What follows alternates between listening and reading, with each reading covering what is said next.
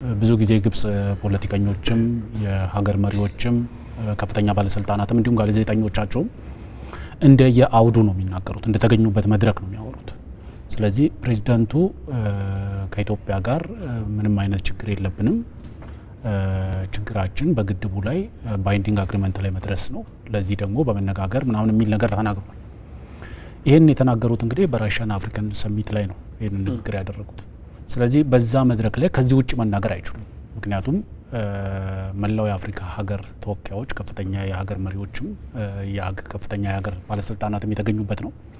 አፍሪካውያንን ፊት ደግሞ ስለ ቀኝ ግዛት ውል አንስተህ ግብጽ አንዲት ጠብታ ውሃ ከጎደለባት ወይም እነ ሳዳት ወይም እነ ናስር ሲሉት እንደነበረው በደማችን ጠብታ ነው የምናስጠብቀው እንደሚሉት ልትል አትችልም በአፍሪካ መሪዎች ላይ። እንዲሁም ደግሞ በዛ መድረክ ላይ በተገኙ የሩሲያ ከፍተኛ ባለስልጣናት ፊት ቆመ ይህንን ልትል አትችልም። ስለዚህ ያንን ያሉት ለኔ እንደ መድረኩ ነው። ዋናው መሰረታዊ ነገር ግብጽ የአቋም ለውጥ አድርጋለች ወይ ነው። ኔሴሰሪሊ አድርጋለች ብዬ ነው ያልወስደው። ጀስት ታክቲካል ሪትሪት አድርጓል ብዬ ልወስድ ይችላል። ወይም ደግሞ ስልታዊ ማፈግፈግ የሚባል አይነት ነገር ነው።